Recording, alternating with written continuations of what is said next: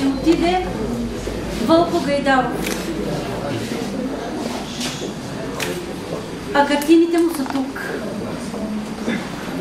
Много благодарим на семейството му за това, че ни събра тази вечер, за да ни ги покаже. Сега ще сложим цветя от името на община Смолян и лично на кмета госпожа Дора Янкова пред неговия автопортрет и ще се огледаме в картините му, за да погледнем пак в душата му.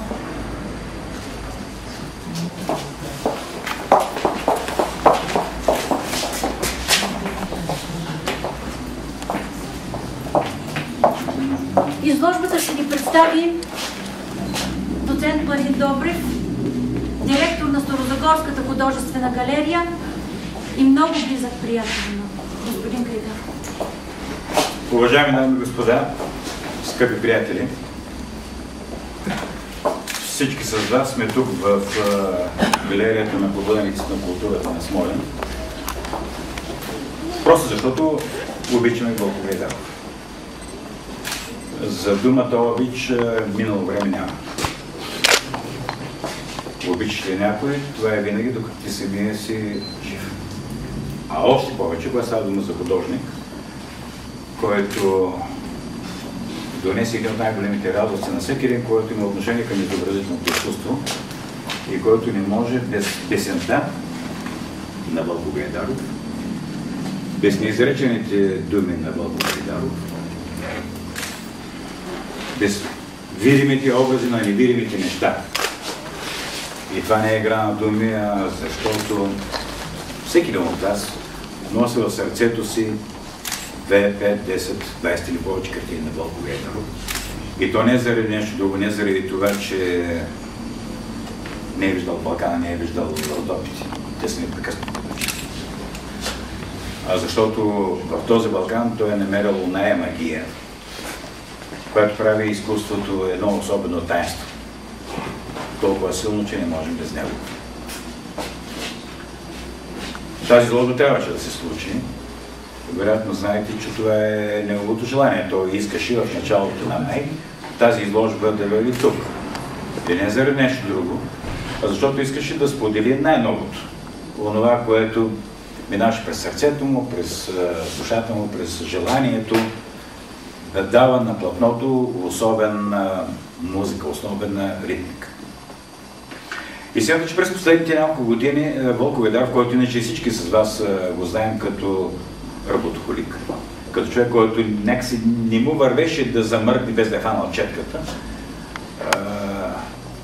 но през 2008-2009 година тази му работоспособност като че ли се отвои.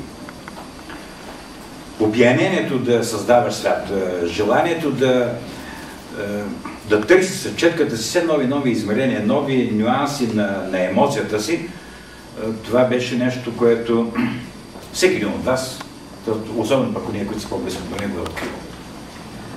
Всеки месец някакво ново пристрастие, или към дивите череши, или пък към спускащата се мъгла, да не говорим през задевен, който никога не е излизал от душата.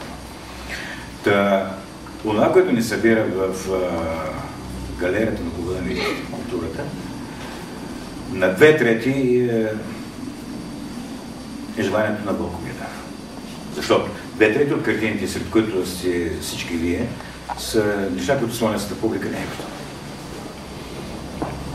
Другите, 1/3, с тях просто решихме да прехвърлим мост между всичко това, което по някакъв начин маркира творчеството на Вълко Гайдаров през годините и това най-ново. Затова тук е и Звездната нощ, затова тук е и тази великолепна снежна приказка, картини, които в българското изкуство имат точно и определено място. Място на Вълко Гайдаров като един от безспорните майстори на пейзажа в съвременното българско изкуство. Но тъй като всеки един от вас носи в себе си достатъчно богата представа за него, мен ми се ще по-скоро да отдадем, да направим своя реверанс към човека, в който душата събираше в едно поета, музиканта, художника, мъдреца.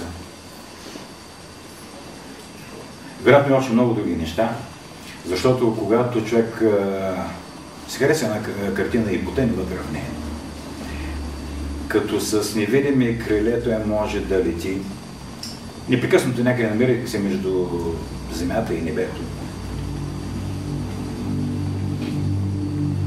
И като в едно видение, от което не искаш да те откъснат. Така най-много да направиш крачка или две, за да срещаш следващата картина, става пак да се върнеш на първата.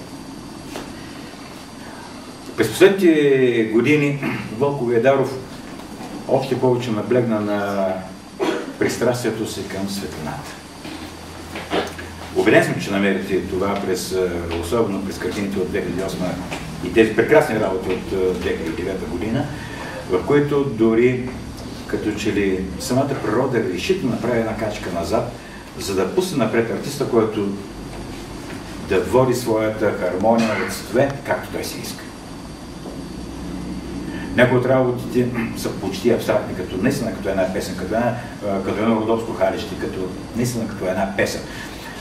Аз няма да ви се извиня за това, че често използвам тази дума песен, но някак си не ми върви картините на Вълко Виадаров да не ги свързваме с песента, още повече, че той толкова много обичаше.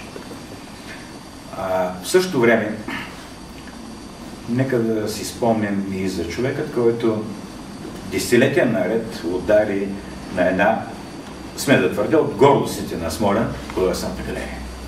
Една от най-прекрасните галерии на страната, прекрасна заради великолепната сбирка, която е в нея.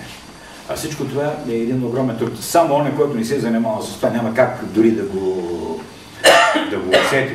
Всяка една творба като писачинка от брега на някои от тези прекрасни морски картини я вкарва вътре в галерията. Всяка една картина със съдбата си, с преживяването, с страданията, с мечтите, с гоненето, с години да вкарва в тази галерия картина. Защо ви казвам всички тези неща? Защото, освен безкрайната му любов към галерията, тя, събирайки едни от шедьоврите на българския живопис, също му носеше уния уроци. Не само тези от ателието на Ненко Балкански по време на следването му, а и прочутият портрет на Леляна, който краси галерията на Смолян. За Вълко Виадаров не може да се говори само в едно направление. Днес просто няма да бъде честно, пък няма и да се получи. Защото ако говорим само, да речем, за Вълко Виадаров като певец на Родопите, чудесно. Няма човек, който да не го знае. Но ако спрем до там, това означава, че ние сме в дълг към този художник. Защото прекрасните творби, които той създаде на английското крайбрежие, прекрасните творби от Толедо, от Гърция, от Кипър.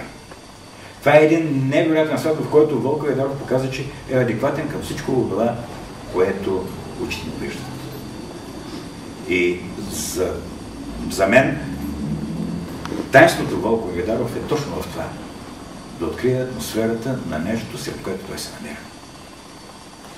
Независимо дали е натюрморт, независимо дали е пътека сред дърветата, дали е скалите на Девен или някъде други. В Корнуол, например. А колкото до мъдростта, не знам, вероятно носи към сърцето на неговите картини, сте обърнали внимание, че малко от тях имат път или пътека. Дори когато я няма, вие усещате. Това е оная изконна пътека на Вълко Виадаров, в която той преминава свойски сред този пейзаж. Той го обича пейзажа, също му се отдава. За да пътува някъде в Вселената, там където вървят неговите картини. Дали сред мъглата, дали там някъде сред небето, дали сред звездите, или пак се връщам към снежната приказка и тази очарователна картина с озареното слънце зад. Аз лично съм безкрайно благодарен на